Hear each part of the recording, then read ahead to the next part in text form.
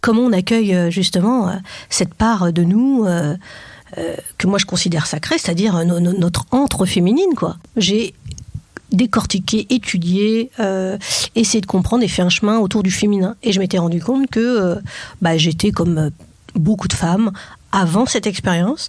J'étais assez masculine.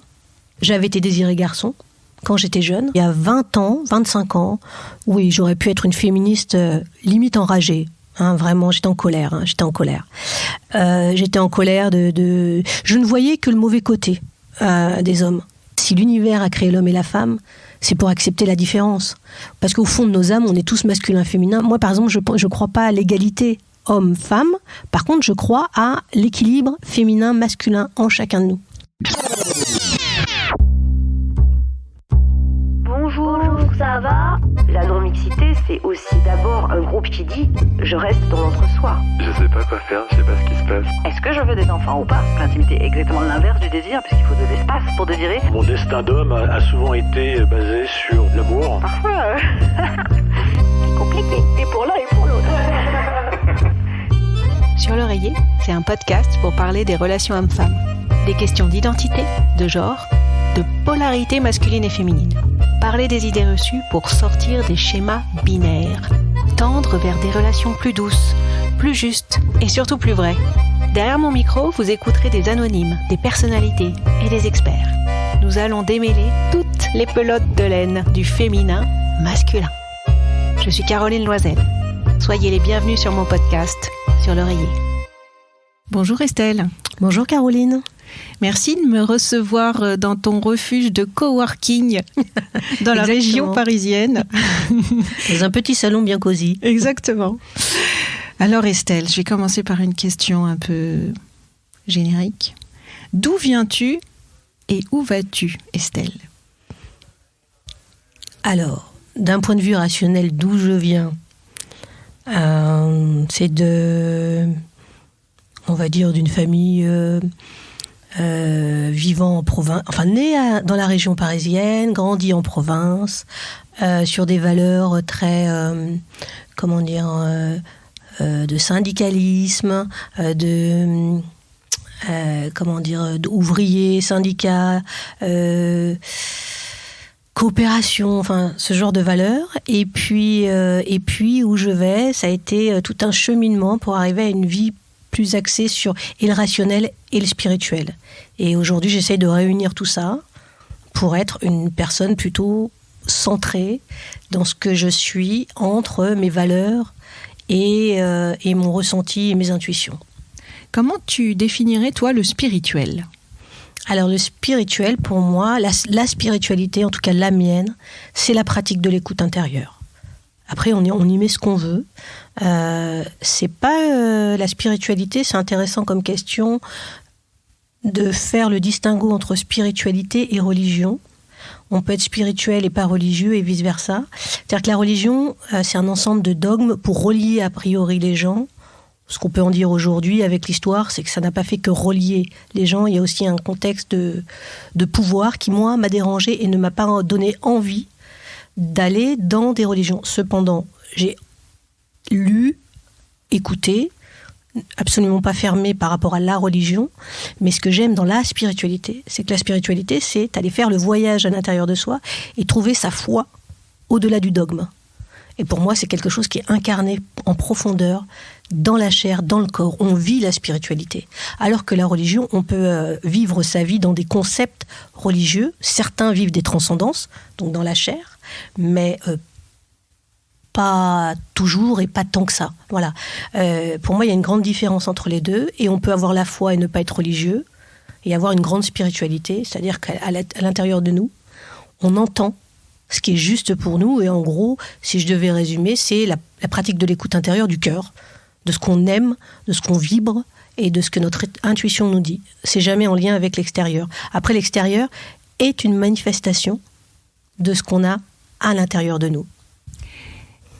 Tu peux nous donner quelques conseils pour être sûr que ce qu'on potentiellement on essaie d'écouter à l'intérieur? Alors, est-ce que je comprends, par exemple, d'écouter les vibrations de son corps, ce que nous dit notre corps? Est-ce que tu peux nous décrire peut-être une expérience pour celles et ceux qui nous écoutent et qui n'auraient pas accès à ce genre d'expérience? Alors, il y a l'expérience mystique qui est accessible à tous et toutes, hein, que ce soit clair. Maintenant, ça demande d'y consacrer du temps, de l'énergie, et voilà. Mais on a tous la capacité à écouter ce qui se passe à l'intérieur de nous. Il suffit déjà d'écouter les petites voix, tout ce qu'on se raconte dans notre petite tête. Ça se passe à l'intérieur de nous. Après, on peut apprendre avec la méditation, par exemple. C'est un exemple concret, simple, accessible à tout le monde. C'est encore une fois une question de temps et de priorité dans notre vie, mais même 5 minutes par jour. Petit à petit, on s'habitue à faire de plus en plus le calme. Et quand on fait le calme, c'est comme si on chantait, on passait au-dessus du mental. Je ne sais pas si c'est le mot au-dessus, mais en tout cas, on descendait plus profondément pour arriver finalement comme si on était une espèce d'entonnoir de la tête. On descend tout doucement vers le cœur. Et là, on entend une autre voix, c'est-à-dire quelque chose qui vibre, qui résonne plus et qui n'est pas lié à la peur, qui est lié à l'amour, qui est vraiment quelque chose qui nous rend joyeux, qui nous donne envie d'avancer. Alors après, moi j'ai des exemples, mais c'est des exemples mystiques poussés, mais j'en ai tous les jours. Quand par exemple je médite, pour faire quelque chose de très simple, hein, quand je médite, tous les jours je médite, un tout petit peu pour commencer ma journée, parce que je sais que si je ne fais qu'écouter mon mental, je suis comme tout le monde, je suis absorbée par l'environnement dans lequel je vis, et donc je vais être influencée. Donc pour écouter mon influence personnelle, je ferme les yeux, parce que fermer les yeux, c'est être à l'intérieur, ouvrir les yeux, c'est être à l'extérieur. Juste en fermant les yeux, je me mets à l'intérieur et j'écoute ce qui se passe à l'intérieur. Et au début, ce sera peut-être un petit peu confus, et petit à petit, en fait, je vais ressentir une forme de paix, de sérénité. Et comme par hasard, il y a des idées qui peuvent arriver, il y a plein de choses qui peuvent arriver, et souvent je les dépose après sur un cahier ou quelque part, ou dans une création X ou Y, je dépose ce que j'ai entendu à l'intérieur de moi. En parlant de création, tu m'as envoyé une jolie carte de meilleurs vœux qui était plutôt dans les tons bleus, et aujourd'hui tu es habillée en bleu. Ah oui, c'est vrai. Elle signifie quelque chose, cette couleur bleue, pour cette nouvelle année? Alors, je ne l'ai pas fait exprès, mais c'est une couleur que j'adore. Il s'avère que dans les cheminements, par exemple, spirituels, on peut associer ça aux 7 chakras, et donc le chakra de la conscience, ce qu'on dit du 3e œil, c'est l'ouverture de conscience, justement. C'est s'ouvrir à quelque chose de plus grand que soi. Et c'est pas anodin, finalement, je m'en étais pas rendu compte, mais c'est pas anodin du tout, parce que c'est vraiment s'ouvrir à quelque chose de plus grand que soi. Et c'est comme si, au lieu d'avoir juste un œil, on en avait 3 finalement. Et on pouvait voir devant et derrière avec celui-ci. Donc, on va dire avec une espèce d'angle de vue à 360, chose qu'on peut pas voir peut-être qu'avec 2 yeux. C'est une image, bien sûr, hein, mais je la trouve intéressante parce que effectivement, moi, le bleu, c'est la couleur de ce chakra-là, du 6e chakra, et c'est une couleur que j'adore. Ouais.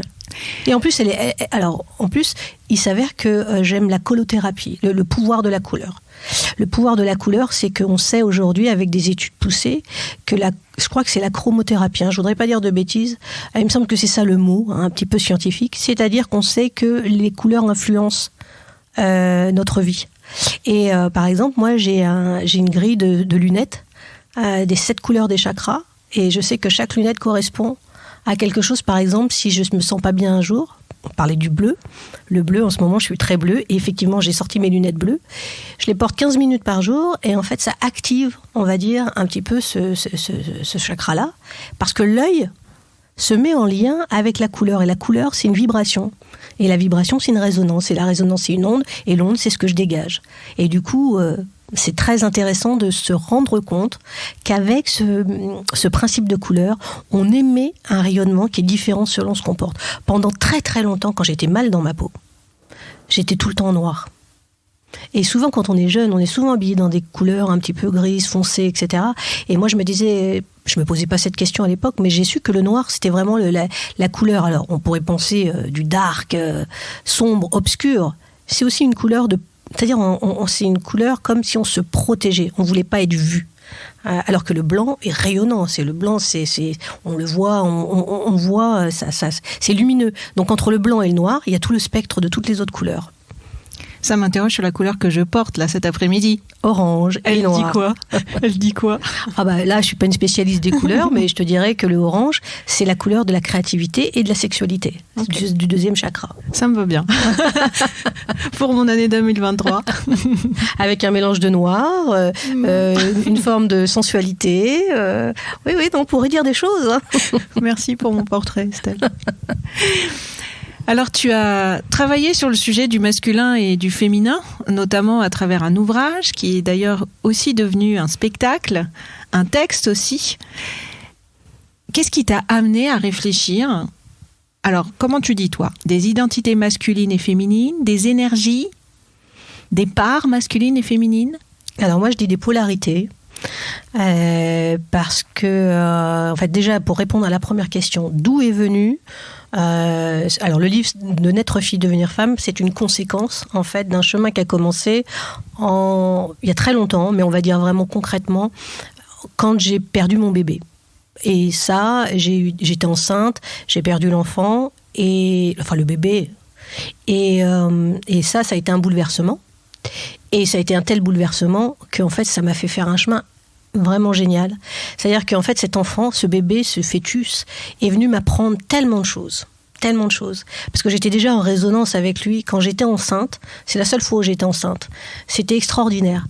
J'étais doublement reliée, c'est-à-dire je dormais très peu. J'avais l'impression d'avoir une double énergie. Vraiment, je le sentais en moi. J'étais euphorique, non-stop. Et j'avais l'impression que j'étais en lien avec cette âme. Mais vraiment. Et je pouvais pas l'expliquer.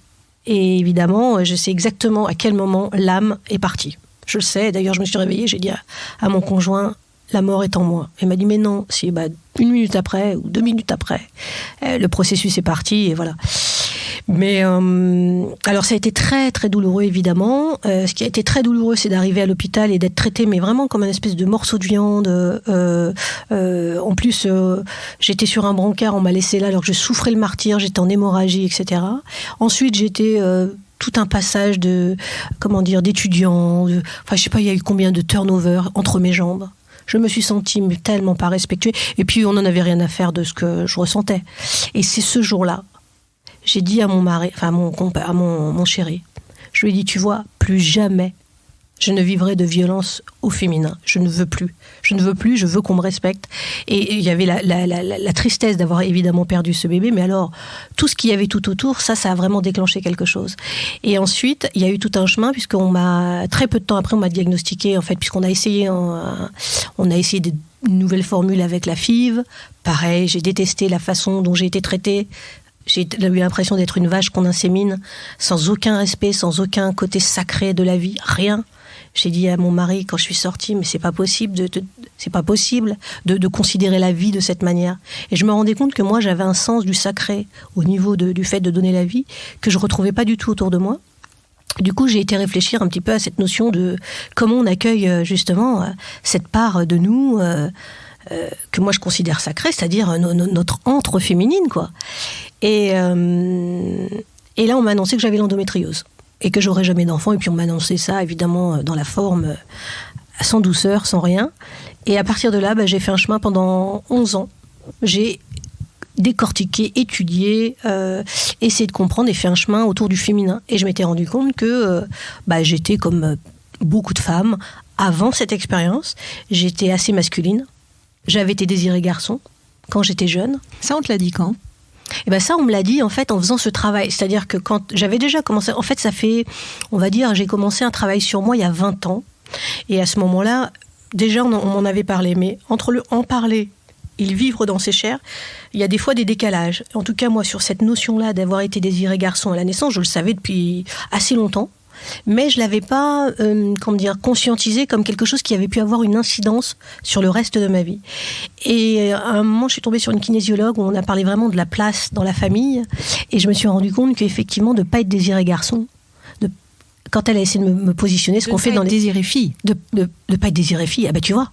Dingue. Voilà, le lapsus. Voilà le lapsus, quoi. De ne pas être désirée fille, ça me mettait en difficulté pour me positionner dans la famille. Après, ça, c'est des choses, par exemple, que j'ai travaillé en constellation familiale. C'était très intéressant de voir ma difficulté à me mettre sur le même niveau. Où est-ce que je positionnais chacun des membres de la famille. Bon, ça c'est un autre sujet, mais c'était quand même intéressant, parce que le père et la mère, c'est bien la représentation qu'on a du masculin et du féminin pour pouvoir se construire. Et il s'avère qu'après, je suis tombée sur les travaux d'une psychanalyste, je crois, ou psychologue, je ne sais plus sa dénomination, qui a fait une révolution dans le monde de la psychanalyse ou de la psychologie, je ne voudrais pas dire de bêtises. C'est le docteur Claude Imbert qui a révolutionné en parlant de la psychologie du fœtus et qui a expliqué qu'en fait, elle a passé sa vie à étudier ça, que selon comment on est, détermine énormément de choses dans notre vie, et selon qu'on a été désiré pour notre sexe ou pas, conditionne énormément de choses dans notre vie. Et quand moi j'ai parlé de ça avec la kinésiologue, qui était vraiment quelqu'un qui connaissait très bien ces travaux-là, c'est simple. Tout ce qu'elle avait décrit moi, je suis venue en siège, j'avais le cordon au dernier moment, je me suis retournée pour pouvoir sortir, j'ai présenté les pieds en premier, donc en reculant dans la vie, et tout ce que ça avait généré en termes de conséquences, c'était ce qui était écrit dans son bouquin. Je me dis, c'est pas possible que pour chaque enfant qui naît de cette manière-là, les conséquences sont les mêmes finalement. C'est troublant. Donc, ceux qui naissent par césarienne vont avoir un certain type de comportement. Ceux qui naissent par les pieds vont avoir un autre type de comportement. Et en l'occurrence, pour faire juste un petit... parce que c'est assez long à expliquer, mais en quelques mots, sortir à reculons dans la vie, c'est pareil, vivre à reculons dans la vie. C'est faire un pas et 2 pas en arrière. Et toujours avoir la sensation de ne pas être à sa place. Et ça a été l'histoire de ma vie. Et de... Comment dire, de conscientiser tout ça, d'aller à la recherche de ce que voulait dire le masculin et le féminin en moi et autour de moi, ça m'a permis petit à petit de trouver mon centre, donc ma place. Est-ce que tu as des frères et sœurs ? J'ai une grande sœur, ouais. Et que des filles dans la famille ? Que des filles, 2 filles, voilà. Ouais. T'es l'aînée ? Non, je suis la 2e. Et par rapport du coup à tout ce cheminement que tu as eu, qu'est-ce que tu as découvert sur...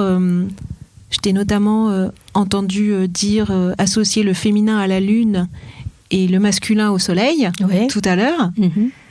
Qu'est-ce que ça veut dire ? Qu'est-ce que ça veut dire pour moi, cette phrase-là ? Oui. Ouais. Alors, c'est des images, bien sûr, mais disons que dans ma vision spirituelle, l'astre solaire serait le père, serait donc le masculin, serait celui qui envoie son rayon, qui insémine de lumière la terre, et c'est par lui que vient la graine qui va être plantée. La lune, c'est l'astre de la nuit. Et donc la nuit, c'est le féminin, c'est plus obscur, c'est plus intérieur, c'est moins visible, c'est plus complexe, parce que ça ne se voit pas. Et du coup, ça représente, effectivement, on dit que c'est l'astre féminin par excellence, parce que, justement, ça représente ce que je viens de dire. Voilà. J'ai une autre image à te proposer, c'est une image sur laquelle je mouline depuis quelque temps, qui est d'associer le féminin à la quête et le masculin à la conquête. Mm-hmm. Comment ça te fait réagir ? Comment ça me ferait réagir ? Alors, laisse-moi voir ce qui infuse. Bon, la conquête, il y a quelque chose de... Pour moi, dans ce mot « conquête », c'est toujours... Oui, ça peut être l'action. C'est le fait d'avancer, donc ça peut être positif, comme ça peut être le côté négatif, comme tout dans la vie finalement. Il y a toujours deux faces, hein. Mais bon, moi j'ai envie toujours de regarder le côté positif. On va dire que la conquête me donnerait cette sensation de masculin, c'est-à-dire d'agir, d'aller dans la vie, d'avancer. Et quête, oui, il y aurait peut-être un côté plus introspectif, effectivement, et plus rechercher en soi les réponses qu'on a tendance à chercher à l'extérieur. Et du coup, après avoir fait une quête intérieure, on peut effectivement aller agir dans la vie, mais pas dans la conquête. Plutôt dans l'action qui est liée... En fait, pour moi, il y a une histoire de reliance à un moment. Mais conquête, vraiment, quand même. J'entends dans ma tête qu'il y a quand même quelque chose de connoté guerrier, tu vois, un peu. Et c'est vrai que moi, le mot guerrier, on me dit souvent, tu es une guerrière pacifique. Tu es une guerrière pacifique dans le sens, voilà, tu dois y aller, quoi. Tu dois agir, tu dois être. Mais dès qu'il y a le mot guerre, moi, j'ai du mal. Mais c'est marrant parce que je pense que c'est l'histoire qui fait que le mot conquête a cette image que je conçois tout à fait, puisque les conquêtes, quand on a conquis des territoires, mais enfin en général, comme dit Ruben Grave dans un autre épisode, on était plutôt dans l'asservissement des peuples, donc avec une forme de domination. Voilà, exactement. Mais si tu prends le mot conquête dénué et qu'on essaie de lui enlever ce voile historique, tu peux aussi l'imaginer en conquête au sens dépassement de soi ou au service d'une cause. Bien sûr. Qui ne serait absolument pas l'asservissement d'un peuple à ta religion, ta politique, ta façon de percevoir le monde, mais qui serait pour la défense de l'humanité, au profit de la planète et de l'écosystème vivant dans lequel bien sûr, bien sûr. Mais tu vois, moi, aujourd'hui, c'est marrant, c'est intéressant qu'on parle de ça, parce que j'en suis à une phase de ma vie où j'ai de plus en plus la sensation... C'est-à-dire que je crois à une intelligence supérieure et je pense qu'on ne naît jamais quelque part par hasard. Je crois à ça. Et je crois que c'est intéressant de noter là où on est né, qu'est-ce qu'on a à faire là, qu'est-ce qu'on nous a donné. Et est-ce qu'on a besoin d'aller conquérir, justement ? C'est ça la question, moi maintenant que je me pose. Est-ce qu'on a besoin toujours de croire que l'herbe est plus verte chez son voisin ? Est-ce que si chacun de nous, on était satisfait d'être... Qu'on voyage, c'est une chose. Ça, je pense que ça ouvre l'esprit, c'est extraordinaire le voyage. Mais est-ce qu'on a besoin forcément de se déraciner ? Est-ce que c'est pas ça qui crée autant de problèmes au bout d'un moment ? Le déracinement est très difficile pour chacun de nous. Est-ce que finalement, les conquêtes, c'est pas ça, ça a été des déracinements qui fait que les gens n'étant pas bien ont été dans une forme de contrôle d'un peuple qu'ils ont eux-mêmes envahi. Et donc... Est-ce que finalement peut-être, je ne sais pas, mais moi c'est ce que je me dis aujourd'hui. Je me dis, satisfais-toi de là où tu es, de ce que tu as, et regarde la chance que tu as déjà d'avoir là où tu vis. Pourquoi on t'a donné ça ? Moi c'est comme si tout m'était prêté. Rien, tout m'est donné, mais pour un prêt. Donc je dois avoir, une certaine reconnaissance de vivre, par exemple, longtemps je râlais d'être française, par exemple. Je voyais que le mauvais côté. Ça c'est intéressant parce que déjà on est vu pour des râleurs et donc tu râlais d'être voilà. français. Et ben justement, je vais te dire. J'adore Estelle, j'adore. Et je peux te dire que je me suis pris une bonne petite claque. C'est que j'ai vécu quelque temps à New York et là-bas je pensais pas que je râlais autant.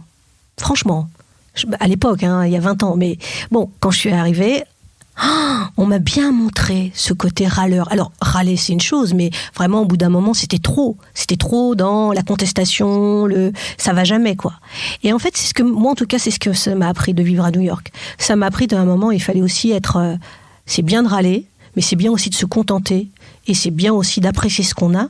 Et puis, si on n'est pas content, on agit pour changer la chose, mais pas pour râler. Il y a un moment, il y a l'action. Il y a, ok, qu'est-ce que je crée ? C'est bien beau de râler, mais qu'est-ce que je crée ? Et ça a été un tournant à New York pour moi il y a 20 ans. Et c'est d'ailleurs là où j'ai commencé à travailler sur moi. C'est grâce à New York. Si je reprends le fil au moment où tu disais tout à l'heure, une partie du début de ma vie, j'étais plus en polarité masculine. Du fait de cette naissance où on aurait souhaité que tu sois plus un garçon qu'une fille, à quel moment ou quel a été le processus où tu as pris conscience de ça et qu'est-ce que ça a changé vis-à-vis des hommes, justement ?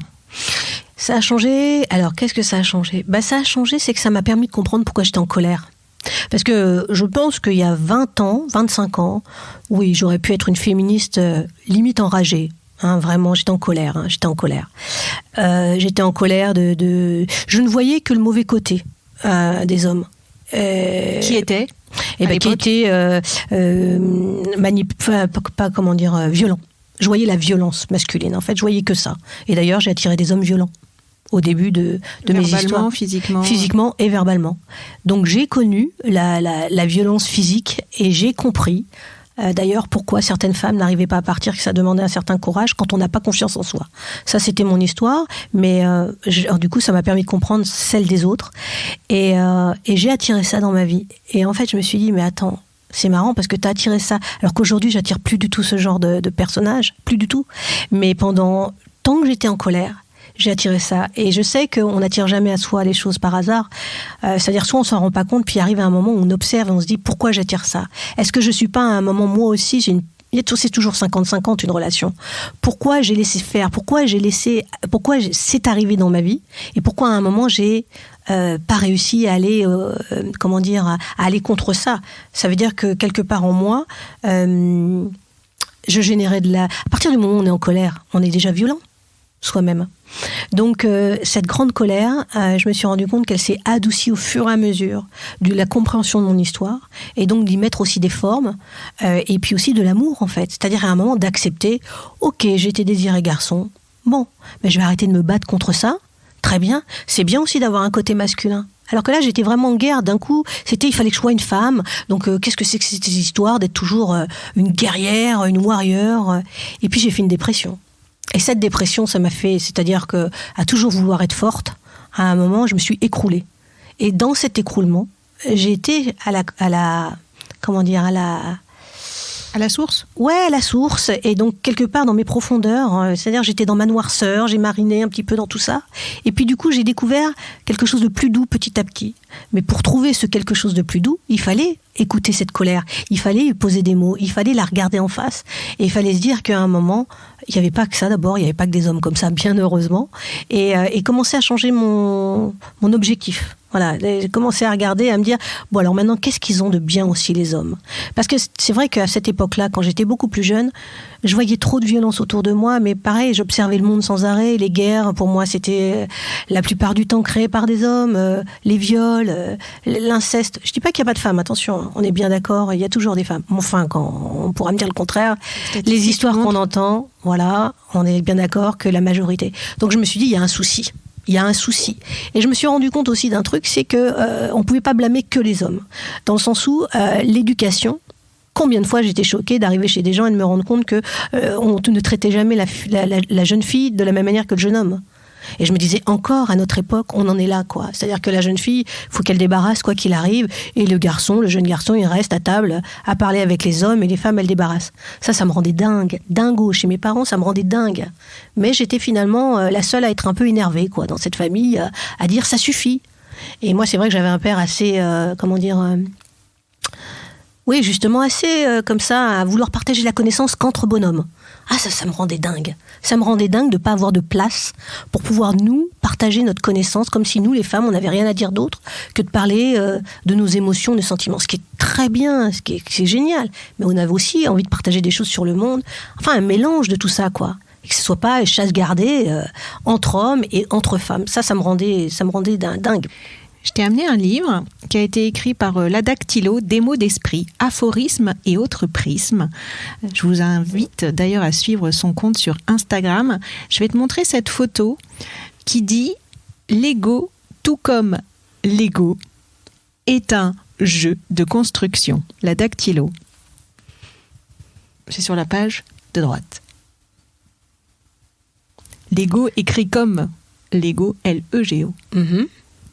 Qu'est-ce que ça t'évoque par rapport à notre conversation? C'est vrai, l'ego dans le sens, le géo, c'est un jeu de construction, et l'ego est un jeu de construction. C'est un jeu, oui, c'est-à-dire que c'est un personnage, l'ego. Tant qu'on s'en rend pas compte, on sait pas qu'on est dans un jeu. On a un jeu J-E. Hein. Ouais.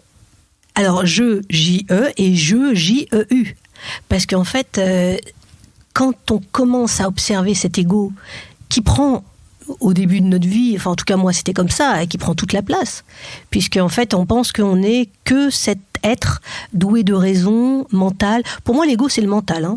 Après je ne sais pas si pour tout le monde c'est pareil, moi je le définis comme le mental, comme cette part de nous qui est intéressante, importante et nécessaire, qui analyse, décortique, observe et qui a peur de tout quand même. Globalement. Et ayant peur de tout, on peut pas lui reprocher à l'ego, c'est de vouloir quelque part créer des espèces de barrières de protection, jusqu'au moment où on se rend compte que ça c'est pas nous. Enfin moi c'était pas moi finalement. Et c'est si on part d'un schéma de tête, cœur, ventre, on pourrait dire, hein, moi je le vis comme ça, l'ego, le mental analyse, raisonne, fractionne, etc., a peur. Si je descends et je mets ma pensée, je la descends dans mon cœur, là, on unit, on sort de la peur, justement. Et tu passes aux émotions, en tous les cas. On passe aux émotions, on écoute les émotions, et ensuite, on descend dans le ventre et on les incarne. Tu leur donnes un nom. Ouais, et puis on les vit. On les vit, on les incarne, on les... Tu les laisses s'exprimer. Voilà, on les ressent et elles s'expriment. Si on n'est que là-dedans, et l'ego, moi je trouve que c'est beaucoup être dans la tête, on peut être coupé forcément, enfin pas forcément, mais souvent de ces parties-là. Et en tout cas, moi, c'est ce que j'ai vécu. C'est-à-dire qu'il a fallu que je m'autorise à plus j'étais en profondeur et dans l'écoute de mes émotions, plus j'ai créé. Avant, j'étais productive. Quand j'étais très mentale et très égo, du coup. Et très masculin ? Et très masculine aussi.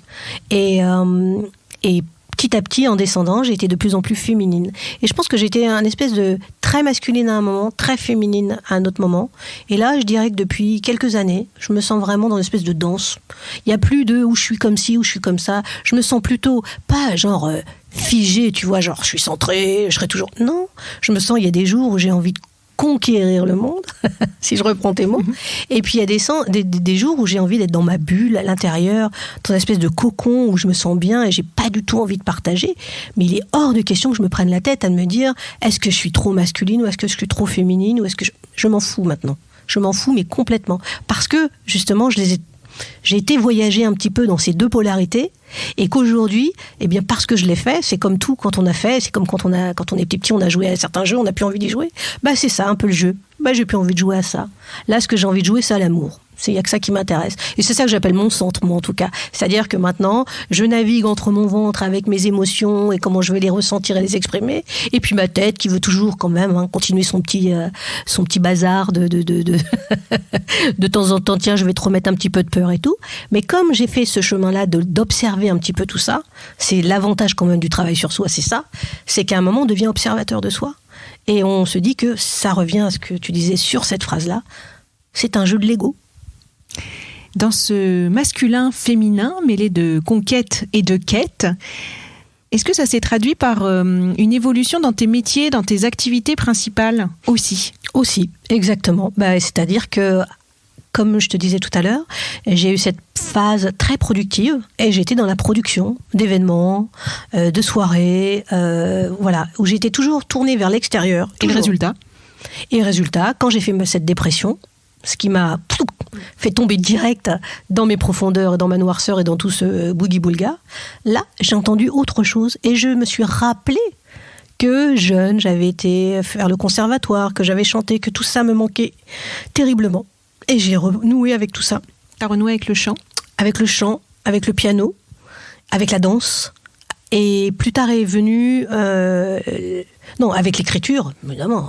Je dirais même d'abord avec l'écriture, qui ensuite m'a amené vers l'envie de bouger aussi, d'incarner dans mon corps, donc de danser, parce que je dansais depuis tout le temps. Et même dans mes phases vraiment sombres et dark, j'allais dans les raves, moi dans la nature, j'adorais ça. Je pouvais danser. Et moi je dansais juste parce que je cherchais l'absolu déjà. Mais je ne le savais pas à l'époque. Et j'ai toujours dansé. La danse, c'est vraiment un truc très important pour moi. Et l'écriture, le fait de déposer dans la matière tout ce qui se passait là-haut, ça me libérait toujours de l'espace et c'était vachement agréable. Et puis surtout, je me suis rendu compte parfois que je m'apprenais des choses en écrivant. C'est-à-dire que ça ne passait pas par le prisme du mental. Ça venait tellement de mes tripes qu'en fait, en les lisant, j'apprenais des choses sur moi qui... si je ne les écrivais pas, ça restait trop dans un truc un peu confus. Tu vois ce que je veux dire, hein ? Tout à fait. Ouais, voilà. Et du coup, ça m'a vraiment amené tout ça, et au point où j'ai changé de vie. Et donc, tu as quitté l'événementiel ? J'ai quitté l'événementiel, j'ai quitté la production, j'ai quitté tout ça. Je suis partie à New York, j'ai tout arrêté, j'ai quitté la France, j'avais besoin de faire un stop de l'entreprise, j'en pouvais plus. C'est pour ça que tu nous parlais un peu du déracinement. Tu t'es déracinée. Je me suis déracinée. Une forme de fuite ou pas ? Non, oui, il y avait un ras-le-bol. Il y avait un ras-le-bol de pas... Alors, tu vois, le dernier travail que j'ai fait en entreprise, c'était un endroit pourtant que j'aimais beaucoup, c'était chez Radio Nova. C'est une entreprise qui m'a... c'est peut-être une des rares entreprises où je me suis sentie sans être dans l'entreprise. Ça, j'ai adoré ce passage-là pour ça, et puis pour l'émulation artistique qu'il y avait. Et je pense que là, le fait d'être autour des artistes, ça me frustrait. Ça t'a redonné le lien. Enfin, oui, ça m'a redonné le lien. Exactement.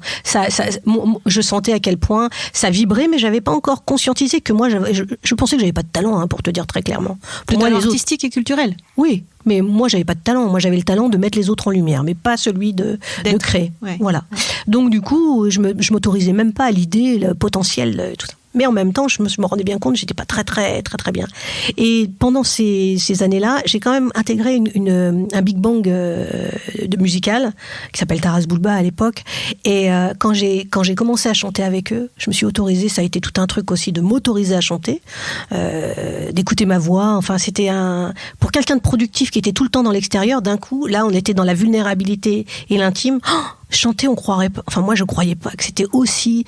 Ça rendait aussi vulnérable. Et ça a été une grande transformation, au point où donc je décide de partir à New York pour un peu fuir tout ça en disant bon stop, j'en ai marre. Il y a quelque chose qui va pas. Il faut que je prenne le large. Et en même temps, une envie d'aller sur cette terre-là parce que j'avais une amie qui m'avait décrit cette vie artistique, foisonnante, créative et tout ça qui me correspondait. Et quand je travaillais là-bas à Radio Nova, j'écrivais des papiers déjà. Mais je trouvais qu'on me donnait pas assez ma chance. J'avais plein d'idées. Et à chaque fois, c'était non. Et donc moi, j'ai dit le non. Ça y est, j'en veux plus. Je veux du oui. Donc je suis partie là-bas avec un petit peu la naïveté de l'American Dream. Là-bas, tout est possible, etc. T'avais quel âge à l'époque ? Eh ben, j'avais 28 ans. 28 ans, ouais. Et quand j'ai posé mes valises là-bas, j'ai eu l'impression de retrouver une terre que je connaissais. Alors ça, c'est un truc un peu mystique. À l'époque, j'étais pas du tout spirituelle. Enfin, j'avais pas fait de chemin spirituel ni de développement personnel. Mais dès que je suis arrivée, il m'est arrivé des petites choses surprenantes, comme au bout de 15 jours, rencontrer un homme que je connaissais pas dans un bar. On se reconnaît alors qu'on ne se connaît pas. Il parle espagnol, je comprends rien, mais je comprends en même temps. Et je comprends dans le sens où j'ai l'impression de le connaître. Et on se met à parler et on se quitte plus. Et en fait, ça va être mon espèce de mentor à New York. Il va me faire découvrir la ville comme un New-Yorkais connaît, c'est-à-dire dans des lieux que moi, j'aurais jamais connus sans lui. Et surtout, il va m'emmener dans le monde de la musique parce que c'est un ancien manager d'un groupe, je crois que c'était Guns N' Roses à l'époque. Il avait été le manager, ou je sais plus si c'était ce groupe ou un autre, mais enfin, c'était un gros groupe. Il avait arrêté parce qu'il était tombé dans l'enfer de la drogue et des tournées, etc. Et donc, il était revenu à un premier métier qu'il avait fait qui était herboristerie, dans l'herboristerie. Et donc il était rentré dans un laboratoire pharmaceutique qui faisait des plantes, etc. Il avait été initié par un maître et moi ça me parlait pas du tout et c'est le premier je me rappellerai toute ma vie, on était l'un en face de l'autre, on parlait des hommes et du masculin. C'est le premier homme vraiment qui m'a regardé au-delà de mon masque de l'époque, qui a su voir des choses que moi je voyais pas et ça m'a tellement décontenancée que ça est devenu mon petit frère. Je disais qu'il était ou mon grand frère, comme on veut, mais c'était vraiment un frère d'âme, quoi. Et c'est lui qui m'a mis sur la voie, en fait. Il m'a montré quelque chose que je ne percevais pas. C'était mon ultra-sensibilité qui était complètement voilée. Et lui, il a vu derrière et il m'a amené. Il a créé un déclic extraordinaire chez moi. Et quand je suis rentrée, c'est là où j'ai commencé à changer complètement de vie. Et je me suis dit plus jamais. Je ne retournerai dans cette façon de vivre et après j'ai travaillé pas mal à mi-temps pour j'ai commencé à me former sur des soins énergétiques, sur plein de trucs dans le bien-être, plein de trucs. Et je pensais en faire un métier. Oui. Et en fait, je continuais quand même de travailler, par exemple, j'ai travaillé dans une galerie d'art contemporain où je mettais toujours des artistes en valeur, donc ça c'était pour manger, on va dire. Et de l'autre, je chantais dans un groupe, et de l'autre, je commençais à créer mes propres histoires, jusqu'au moment où j'ai fait un travail aussi assez boulimique d'initiation. J'ai été jusqu'au Pérou avec l'ayahuasca pour aller loin dans ma conscience. J'avais besoin de nettoyer des choses du passé pour me sentir bien. Donc là, c'est des expériences chamaniques. Expériences chamaniques, mais j'ai aussi des expériences bouddhistes, christiques, enfin plusieurs choses. J'avais besoin de voir tout un panel de choses pour moi trouver ma vérité à moi. Et quand je l'ai trouvé, c'est-à-dire pour moi, qu'est-ce que c'est le plus important, c'est de trouver l'amour de soi, l'amour de l'autre, l'amour de la vie. Quand j'ai trouvé ça, j'étais prête à aimer, mais alors comme j'avais jamais été, c'est-à-dire j'aurais pu même ne pas avoir un homme dans ma vie, l'amour était là, ça y est, j'avais intégré quelque chose de très fort en moi, et j'ai rencontré l'homme avec qui je suis aujourd'hui à ce moment-là, très rapidement, et ça a été une nouvelle étape. Et dans cette étape-là, du coup, le fait d'être à deux, on était plus fort, et puis j'ai pu me consacrer pleinement à mon travail artistique. Et donc, tes nouveaux métiers aujourd'hui ? Mon nouveau métier aujourd'hui, c'est d'être autrice, donc écrire des livres sans me mettre de limite.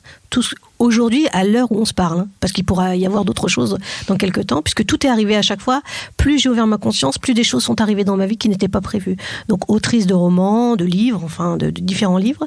Je fais des conférences autour de ce cheminement, justement, ce réveil, ce côté, on est tous artistes de notre vie, c'est-à-dire qu'à un moment, on est des créateurs, on a ce pouvoir créateur, qui se manifeste pas forcément par de l'artistique, quel que soit ce qu'on fait, mais en tout cas trouver ce pouvoir créateur, c'est vraiment intéressant. Et puis j'ai écrit aussi des scénarios, j'ai écrit des chansons, je monte sur scène pour jouer mon seul en scène, je fais de la peinture et je danse énormément, où je donne des ateliers autour du corps en mouvement et de la conscience, pour vraiment être justement ce créateur et cet artiste de notre vie qui s'exprime, et nos émotions qui ont besoin d'être entendues. Voilà.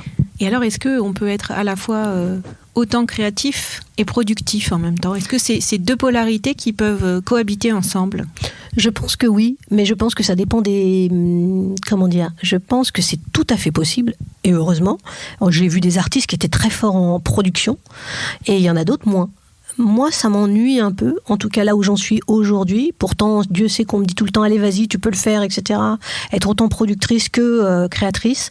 Mais j'avoue que pour l'instant, mon plaisir et mon bonheur, c'est d'être dans la créativité, dans l'éclosion, de donner vie. J'en suis encore là. Donc je pense que je suis encore dans la phase de mon féminin, un peu plus, dans l'envie d'exprimer plus le part du féminin, parce que je crois que j'ai ce truc de penser que la voix des femmes n'est pas assez entendue, que le féminin n'est encore une notion trop abstraite, alors que le masculin, on le voit, on le perçoit. Donc je pense que j'ai besoin encore de créer des choses par rapport à ça.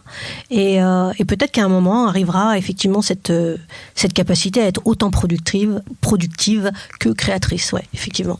Le féminin, pour nous donner du grain à moudre, tu le définirais comment ? Ou avec quel type d'expérience ?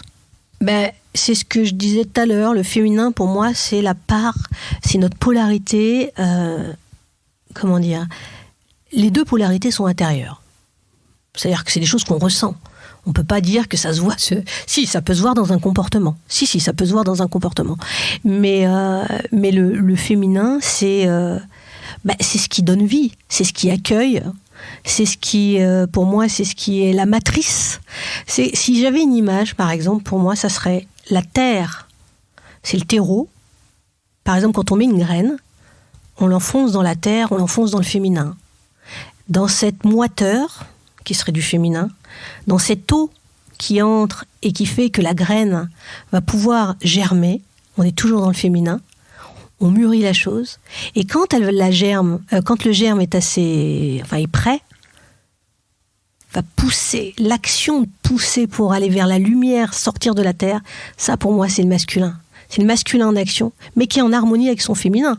C'est-à-dire cette matrice-là qui est nécessaire, qui est obscure, qu'on ne voit pas forcément, et qui va aider, et l'impulsion, le mouvement, qui est créé pour sortir de la terre et être visible, serait plus cette part masculine qu'on a en nous. Voilà. Si je devais essayer de définir ça, puisqu'il m'a fallu 300 pages dans mon bouquin pour essayer, tu vois, d'y mettre, parce que c'est quand même des notions qui sont... On a des grandes idées là-dessus, mais je pense que... moi, il me semble que ça résume assez bien ce que je ressens, en tout cas dans mon cheminement, pour l'instant, sur ce sujet. Est-ce qu'il y a encore des sujets sur lesquels tu batailles aujourd'hui ? Ce que je bataille, est-ce que je bataille ? Oui, ici, je pourrais dire bataille. Je ne sais même pas si c'est le mot, parce que j'ai plus envie de batailler. Du tout.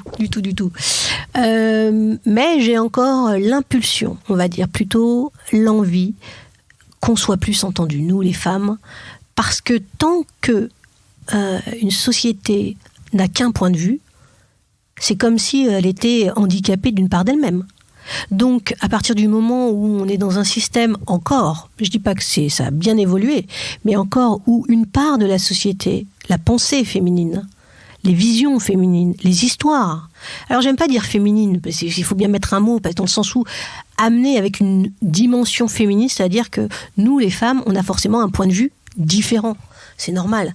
Et c'est bien, pour moi, si l'univers a créé l'homme et la femme, C'est pour accepter la différence. Parce qu'au fond de nos âmes, on est tous masculins, féminins, voire moi je me sens androgyne, franchement, aujourd'hui. C'est-à-dire je me sens un mélange des deux, et ce mélange, il est tellement, dans de l'eau, comme de l'eau, tu vois, que j'ai même plus envie de le définir tellement masculin, féminin. Mais ça a été longtemps important pour moi de les séquencer. Le binaire. Ouais, voilà, du binaire. Maintenant, je dirais que c'est comme si je les mettais tous ensemble et que je jouais avec. Voilà. Mais je reste convaincue que la parole de la femme sera toujours différente de la parole d'un homme. Parce que si l'univers a créé l'homme et la femme, si l'univers a créé le jour et la nuit, si l'univers a créé 2 oreilles, 2 trous de nez, 2 narines, 2 yeux, la chaleur et le froid. Voilà, c'est pas pour rien. C'est pas pour rien. Donc, si on n'entend pas assez la parole, et je pense vraiment que dans ce tournant de société, là, on est en train la société est en train on peut dire qu'on est dans le chaos. Hein. C'est clair, on peut clairement le dire. Il y a une raison. Parce que justement, la société est amputée d'une partie d'elle-même.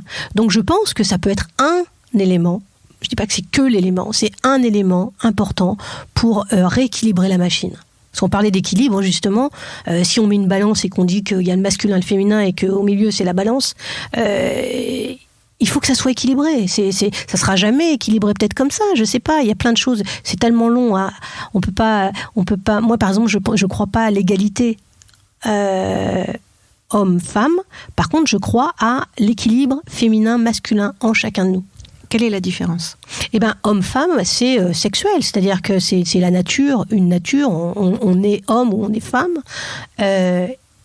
Parce qu'on est homme et parce qu'on est femme, si on s'accepte tel quel, hein, parce qu'après, si on ne s'accepte pas, c'est un autre sujet.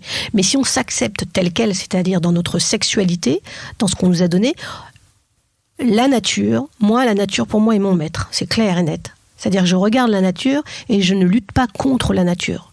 Je suis un élément de la nature. Donc à partir du moment où la nature m'a donné un sexe féminin, c'est qu'il y a une raison. Et donc j'ai pas à agir selon des concepts mentaux, j'ai à agir selon ma nature profonde. Ce qui est quand même vachement différent que se dire « Ah bon, alors parce que je suis une femme, je dois agir de telle manière. » Non, mais ce qui est sûr, c'est que la nature nous a donné la capacité à enfanter, à donner la vie. Et si on ne donne pas la vie à un enfant, on se rend bien compte qu'on a cette polarité féminine et masculine qui nous permet de créer. On est des créateurs.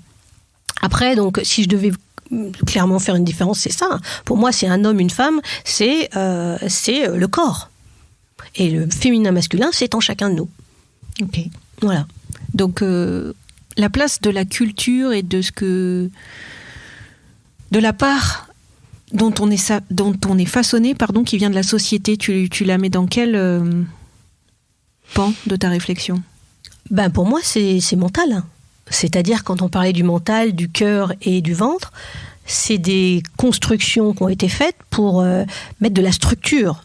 Et je pense que la structure est importante parce que peut-être que s'il n'y avait pas de structure, ça serait l'anarchie et le chaos. Donc, c'est bien la structure. Mais si la structure, c'est un peu comme un cadre. C'est-à-dire que quand on fait une peinture, on a un cadre défini et on peint dedans et on est libre de créer à l'intérieur de ce cadre. Bah pour moi, ça serait ça. Il y a une structure, ok, mais on ne dit pas comment se comporter forcément à l'intérieur de ce cadre. Mais le cadre est important. Et si je reprends ton terme, ce que disent une partie d'un grand courant féministe, enfin 2 courants féministes, c'est que justement cette structure, si je reprends le cadre, elle a été faite malheureusement aux dépens de ce qu'est le féminin et de comment est valorisé le féminin. Bien sûr, c'est pour en revenir à l'histoire de mental. Si on part du principe qu'on est dans une société patriarcale, ce qui est quand même le cas, elle a été pensée, donc mentalisée, par des hommes, parce qu'ils n'ont pas écouté, ils ont amputé une moitié de notre humanité, et donc même de leur humanité à eux, parce que ce qui est dingue, c'est qu'eux aussi ils ont du féminin à l'intérieur, mais la plupart je pense qu'ils n'ont pas écouté cette part d'eux-mêmes. Certains l'expriment, d'autres non. Voilà, exactement. Donc, et d'ailleurs, il y a des hommes qui sont très féminins et des femmes très masculines et vice-versa. Donc ça, c'est pas bien ou mal, c'est ce qu'on est à un moment, et puis des fois on peut transformer. Moi j'étais très masculine, je me sens assez féminine maintenant, et je sens encore ce côté masculin en moi, mais je veux pas me définir par rapport à que ça et de me dire est-ce que je dois me comporter de telle et telle manière. Par contre, le cadre, quand je disais le cadre, c'est que on a une société pour qu'elle puisse vivre ensemble. Oui, il faut mettre un cadre, mais un cadre où tout le monde est entendu. Un cadre juste. Ouais, je pense juste dans le sens où qui doit équilibrer en tous les cas. On en revient à l'histoire de l'équilibre, c'est-à-dire qu'il doit entendre tout le monde. Je vais t'inviter à prendre une carte dans ce jeu Dixit. Allez. Est-ce qu'on lui poserait par exemple la question, mais dis-moi, parce que là on est sur le sujet de l'équilibre, est-ce qu'on lui poserait la question de ça serait quoi l'image de l'équilibre masculin-féminin dans... Alors il y a un truc qui me vient à la société. Ou dis-moi, vas-y. Un jour, quand j'ai suivi des enseignements avec différents guides, il y en a un qui m'a dit, tu sais, l'équilibre, c'est quand on est mort. La vie n'est que déséquilibre. Et c'est vrai que ça me parle bien, je sais pas, ça m'est venu là maintenant que je t'en parle, parce que ça sera toujours très compliqué d'être dans un équilibre parfait. Ça je pense que ça n'existe pas.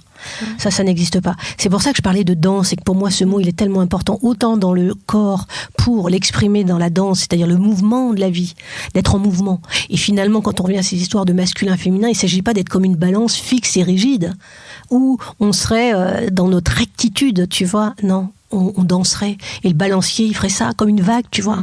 Comme une vague, comme la mer, en fait. Voilà, comme la mer. Moi, c'est ce qui me vient, comme la mer. Et donc, par moments, un peu plus de ceci, un peu plus de cela. Mais ce qui importe, c'est d'être en harmonie avec ça. En harmonie, en fait.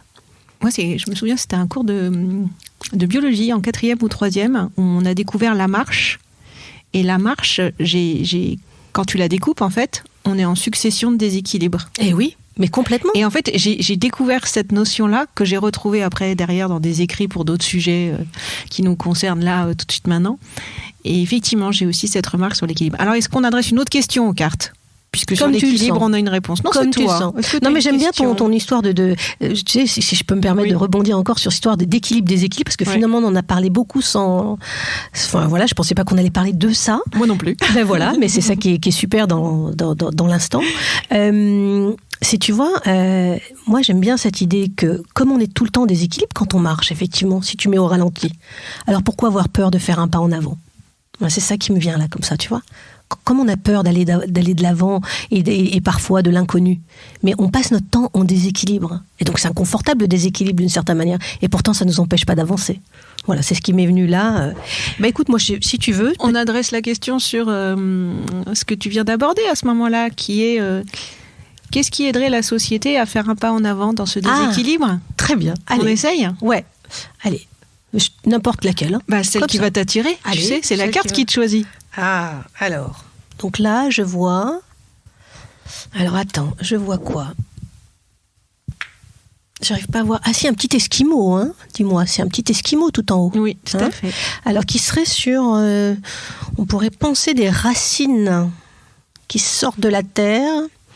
sur un sol glacé. Qu'est-ce que ça pourrait m'inspirer, ça ? Pour le pas en avant de la société. Ouais, pour le pas en avant de la société. Dans cette recherche de déséquilibre-équilibre, masculin-féminin. Ouais, eh bien, si je regarde ça, je me dis, justement, laissons germer et sortir ces graines qui sont à l'intérieur de nous, de ce féminin justement en gestation depuis si longtemps qu'on n'a pas entendu et qui ne demande qu'à percer la glace. J'aime bien l'image de la glace. Mais moi. oui, parce que c'est vrai que ça nous fige. Hein. Mais complètement. Tu parlais de chaos tout à l'heure. Pour décrire notre société, moi je parle de chaophonie. Alors c'est un mot qui n'existe pas. Hein. C'est la cacophonie des chaos. Ah oui. Puisqu'en fait tout le chaos qu'on traverse, pour moi c'est le même en fait. C'est juste une histoire, je suis pas la seule à le dire, hein, de dominant-dominé et de système où on est dans un pouvoir, mais qui est forcément toujours au détriment de quelque chose d'autre. Bien sûr. Donc le pouvoir humain au détriment de la nature, le pouvoir des hommes au détriment des femmes, etc. Et c'est vrai que ça fige en fait. Ça fige. Je pense qu'on est arrivé au bout, on est figé là en fait. Je pense qu'on est arrivé, c'est où on entend le message.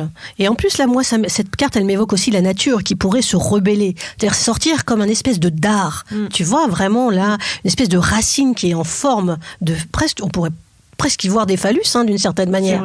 C'est-à-dire qui sort de la terre. Mais si on regarde le côté positif de la chose, il est sorti d'où le phallus ? Il est sorti de la terre. Donc, toute personne est sortie d'une femme, d'un corps féminin.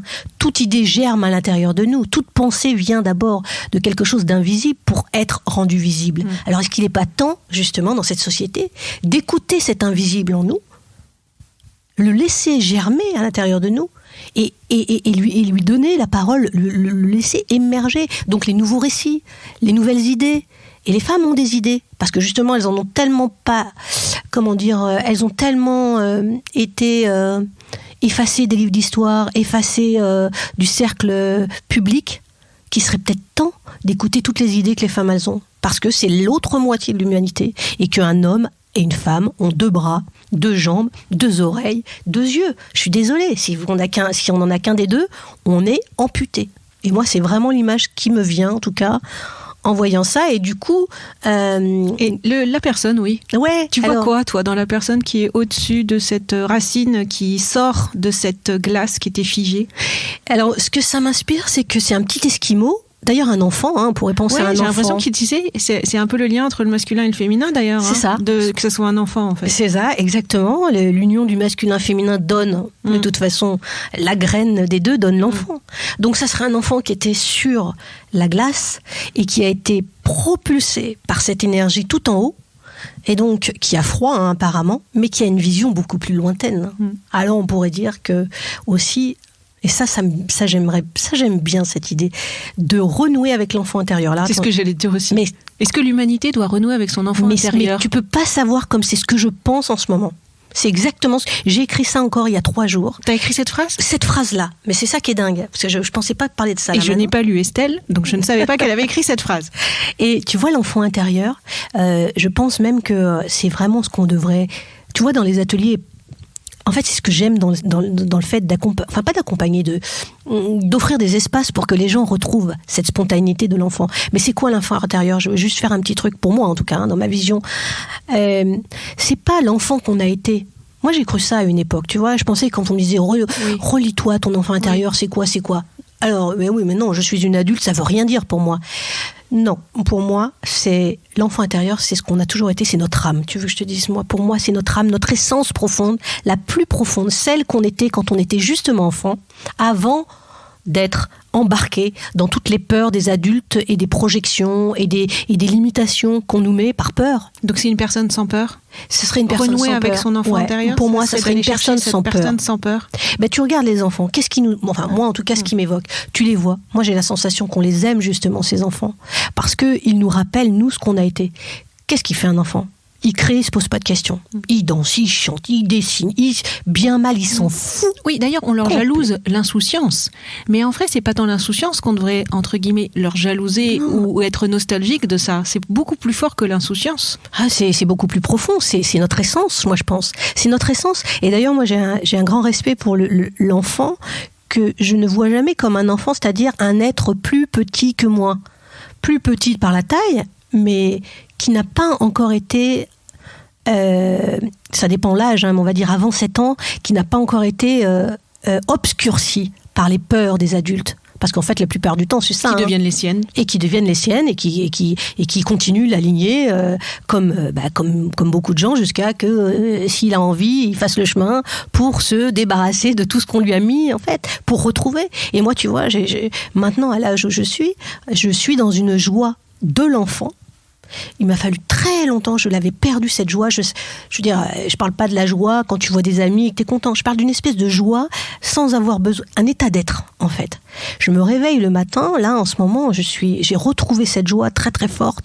Et c'est pour ça que je te parlais de l'enfant intérieur. J'ai vraiment la sensation de retrouver cette petite fille que j'étais avant d'avoir, cette petite fille, mais l'origine en fait de mon être. C'est plus ça, en fait. Donc, est-ce que ça veut dire que la société, l'humanité tout entière doit retrouver l'origine de son être, qui effectivement se situe beaucoup plus de tout cet écosystème vivant qui nous entoure, versus de tout, potentiellement, ce que nous, on a voulu y créer. Exact. Et y imposer. Alors là, je vais aller dans ma vision spirituelle, qui est vraiment importante, enfin, en tout cas pour moi aujourd'hui, c'est de se dire qu'on a voulu se prendre peut-être pour Dieu, si on doit mettre un mot Dieu, source, origine, conscience, origine. Origine, qu'est-ce que c'est l'origine? Pour moi, l'origine, c'est ce qu'on a appelé Dieu. Mais Dieu est trop connoté religieux. Alors moi, je vais l'appeler source. Source de tout. Quand, par exemple, on va devant une source d'eau, elle vient bien de quelque part. Cette source-là, elle est pure, on va dire. Quand elle sort, vraiment. Eh bien, je pense que notre nature vient de la source. Notre nature profonde. Et je pense que l'humain... Si on imagine qu'il est à l'image de Dieu, hein, comme il est écrit, il est dit dans certaines écritures, nous serions un canal d'expérience pour que cette source s'expérimente, ce qu'on appelle la création. Mais est-ce qu'à un moment, comme on a le libre arbitre, c'est-à-dire la capacité à créer par notre propre volonté, est-ce qu'on ne se serait pas pris pour Dieu ? Et en voulant aller au-delà de Dieu ou de cette source qui nous anime au fond. C'est-à-dire quand on se laisse guider par elle, en fait, on se rend compte qu'on est guidé. Est-ce que c'est pas ça qui nous a mis petit à petit dans le mur ? C'est-à-dire d'arriver de plus en plus dans la technologie, les machines. En fait, c'est comme si on avait une espèce de guéguerre entre la nature et la technologie aujourd'hui. Enfin, vraiment, il y a une espèce de truc comme ça. Et qu'on retournerait à la nature. On retourne à la nature. La nature, il y a tout. Et à la compréhension de comment on est fabriqué. Et la compréhension de ce qu'on est. Intelligence artificielle versus intelligence émotionnelle, David et Goliath. Exact. C'est une de mes conférences que j'ai faites il y a un moment. Et il y a une effervescence autour de l'intelligence émotionnelle qui est due à plein d'études scientifiques et de nouvelles découvertes qu'on a faites. Et c'est pile au moment où il y a une déferlante de l'intelligence artificielle. Voilà. Si ça, c'est pas une synchronicité. Ben, si. Alors en même temps, je me dis finalement d'aller pousser hyper loin la tech, parce que je viens du numérique, Estelle. Ah oui, d'accord, donc tu connais bien. Tu vois. Est-ce que pas pousser justement la tech jusqu'où on sait ça peut avoir ses limites et ses mauvais usages, c'est aussi une façon de nous re-questionner et de revisiter sur ce qui nous rend singuliers dans l'humanité. Ouais. Et en tant qu'être humain. En tant qu'être humain, oui, moi je crois, de toute façon, je crois, mon maître, c'est ce que je disais tout à l'heure, est la nature. Pour moi, dans la nature, il y a tout. Il y a la géométrie sacrée, le nombre d'or, enfin, toutes ces choses qui montrent que même la technologie d'aujourd'hui est basée sur des lois de la nature. Alors, l'intelligence émotionnelle, oui, ça serait une première étape, jusqu'à l'intelligence spirituelle. C'est-à-dire qu'en fait, à un moment, accepter aussi que nous sommes que des co-créateurs. Qu'il y a quelque chose de plus fort que nous, et que soit on l'écoute pas. Et qu'à un moment, c'est une espèce de guerre intérieure, parce que je pense qu'on est dans une guerre spirituelle. Là, c'est marrant, tu as utilisé guerre intérieure. À mon avis, on va arriver vers la conclusion. Est-ce qu'on est en quête et en guerre intérieure à la fois ? Eh ben, je pense que la quête est une forme de guerre intérieure, dans le sens où on n'est pas du tout dans l'acceptation, on est en quête, on est en recherche. Encore, ouais. On bataille là, pas mal. On bataille, quand même, hein, on bataille. D'un point de vue sociétal. Ah oui. Toi, peut-être plus, mais je trouve que d'un point de vue... sinon je serais plus là. Je pense que le jour... Mais tu parlais d'impulsion, parce que le thème bataille était un peu connoté, mais c'est vrai que...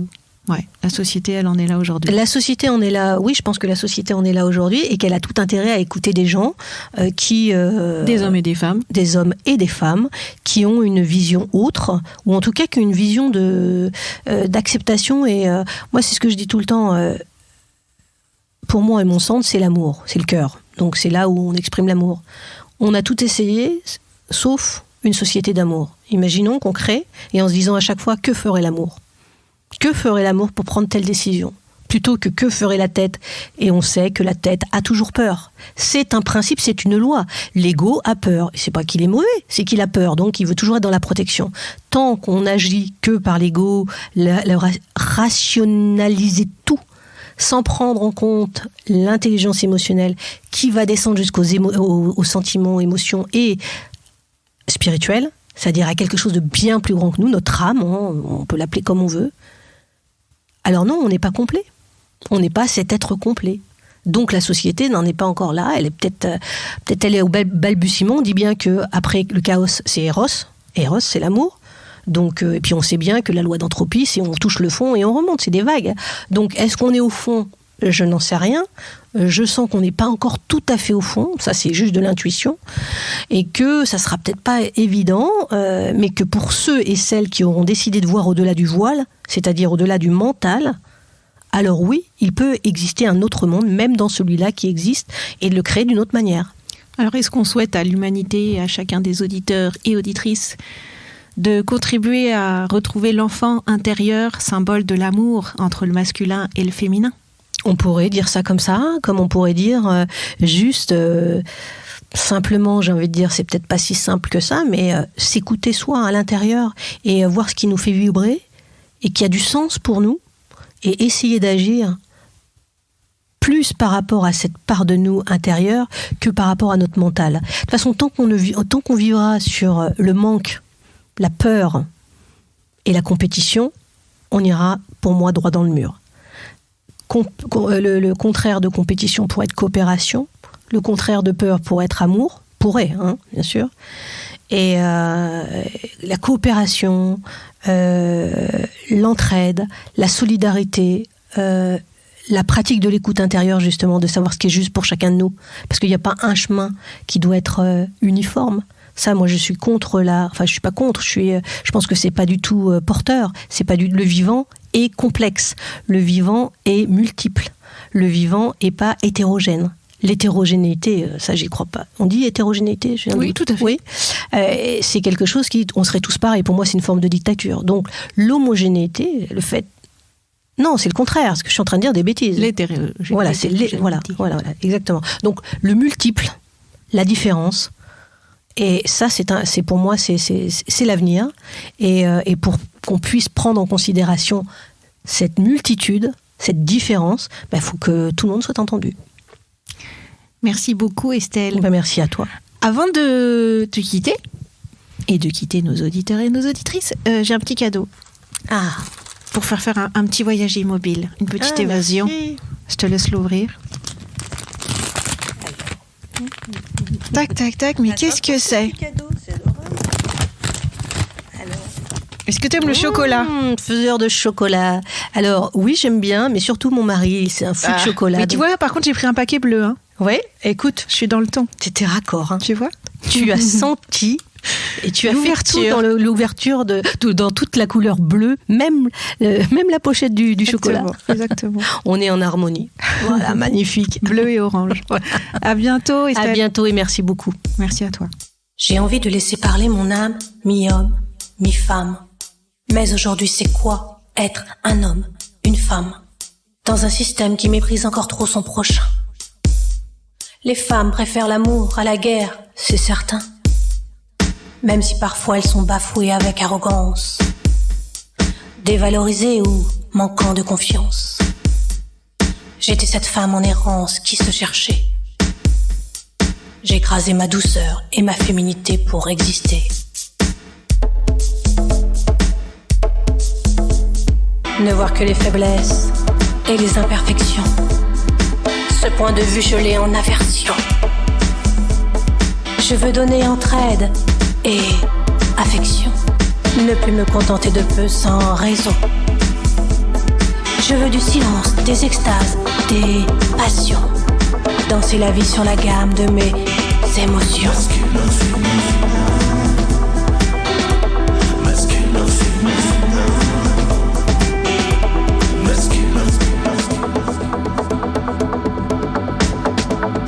Je suis tombée dans le vide, j'ai vu le grand tout. J'ai alors saisi un instant fou et si doux, où j'ai vu un masculin dominant donner la vie à un féminin hésitant, qu'un enfant réunissait en aimant. J'ai vu la beauté du masculin dans l'action. J'ai vu la beauté du féminin dans la création. J'ai vu la naissance des deux par l'enfant. L'enfant.